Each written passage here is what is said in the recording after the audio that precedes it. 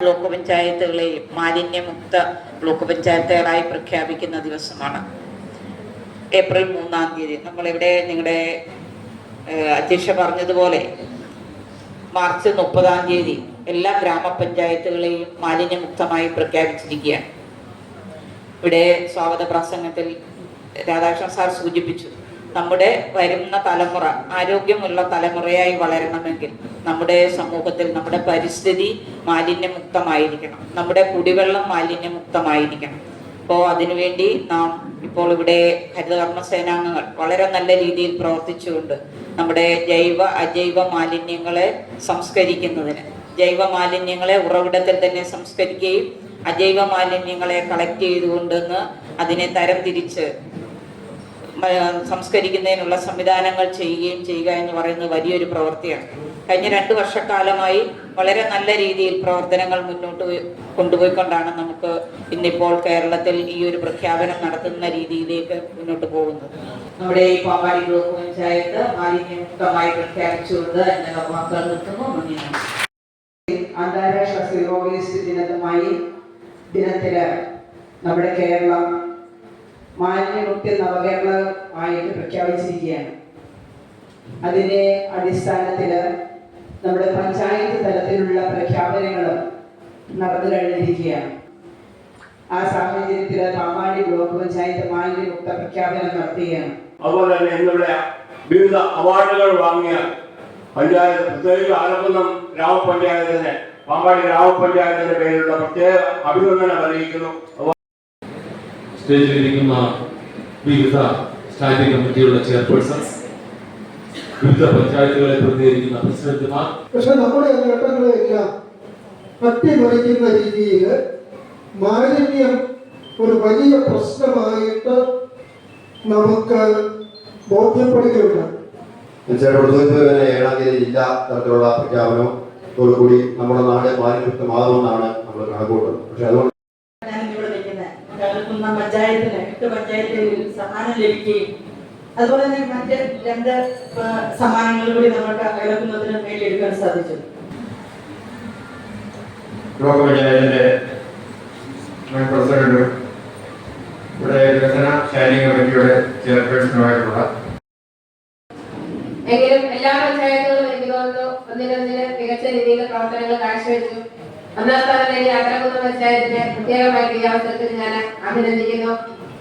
ഇവിടെ എത്തിച്ചേർന്ന പ്രഖ്യാപനം നടത്തിയ നമ്മുടെ ജില്ലാ പഞ്ചായത്തിന്റെ ബഹുമാന്യായ പ്രസിഡന്റ് ശ്രീമതി ഹേമലത മാഡത്തിന് നിങ്ങളുടെ എല്ലാ പേരിലുള്ള നന്ദി അറിയിക്കുന്നു.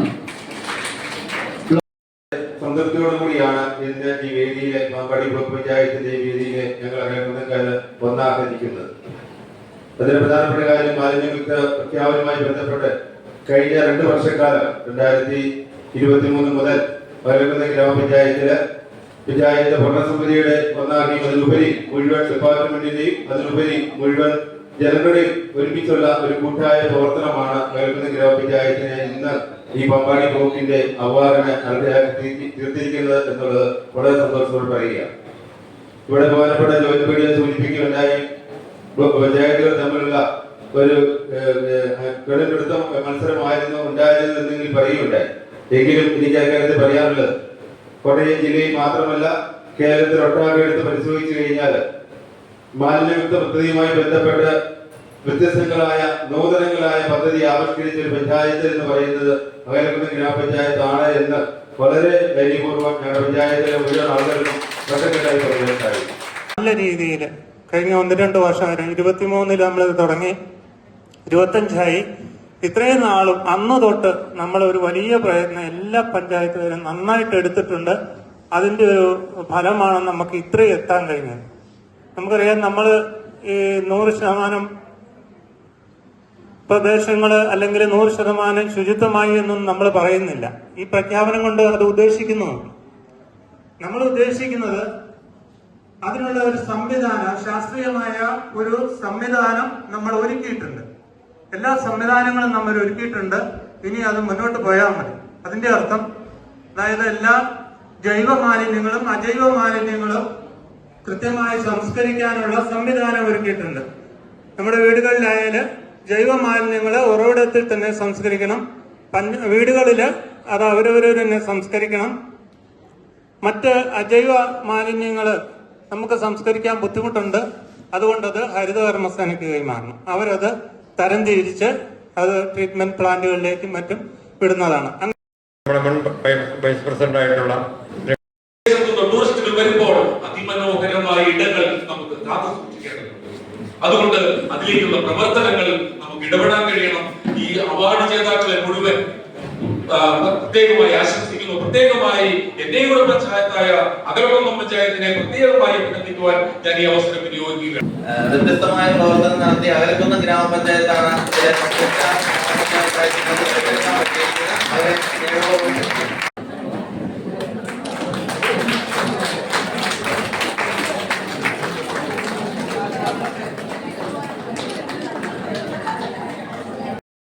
ഏറ്റവും മികച്ച പ്രവർത്തനം നടത്തിയിരിക്കുന്നത് പാമ്പാടിയാണ്.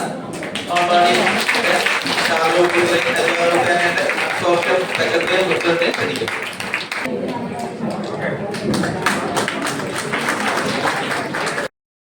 അതിന്റെ വില്ലേജ് ഓഫീസറെ പുരസ്കാരം ഏറ്റുവാങ്ങുന്നതിനായി ക്ഷണിക്കും.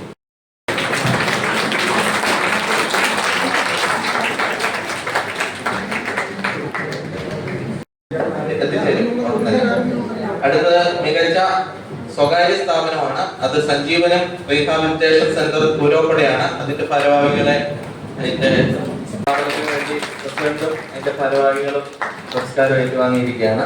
അതുപോലെ മികച്ച വ്യാപാര സ്ഥാപനമായി തെരഞ്ഞെടുപ്പിരിക്കുന്നത് മീനടം പഞ്ചായത്തിലെ നെയ്തുംപോയിൽ സ്റ്റോഴ്സ് ആണ്.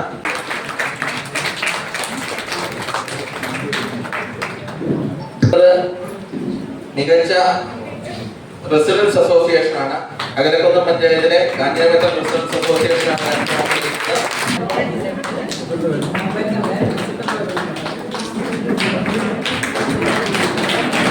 നമ്മുടെ മികച്ച ഹരിത പ്രവർത്തനങ്ങൾ നടപ്പാക്കിയ വായനശാലയാണ്. പനമറ്റം ദേശീയ വായനശാലയാണ് അതിന് അർത്ഥമായിരിക്കുന്നത്. നമ്മുടെ മികച്ച പൊതുവിടമായി തെരഞ്ഞെടുത്തിരിക്കുന്നത് കേരളത്തിലെ തന്നെ പ്രശസ്തമായ 4 മണിക്കാറ്റിനെയാണ്. നമ്മൾ അതിന്റെ ഭാരവാഹികളെയും പഞ്ചായത്തിലെ പ്രസിഡന്റുകളെയും അടക്കം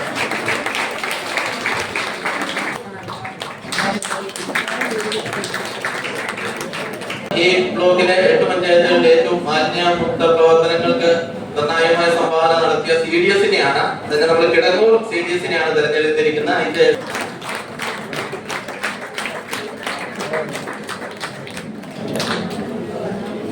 അടുത്തതായി നമ്മുടെ ഹരിത ടൗൺ ആണ്.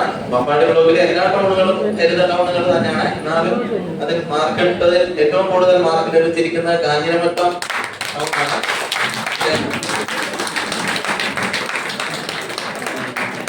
അതിൽ ഏറ്റവും മികച്ച പ്രവർത്തനം നടത്തിയിരിക്കുന്നത് പാമ്പാടിയാണ്.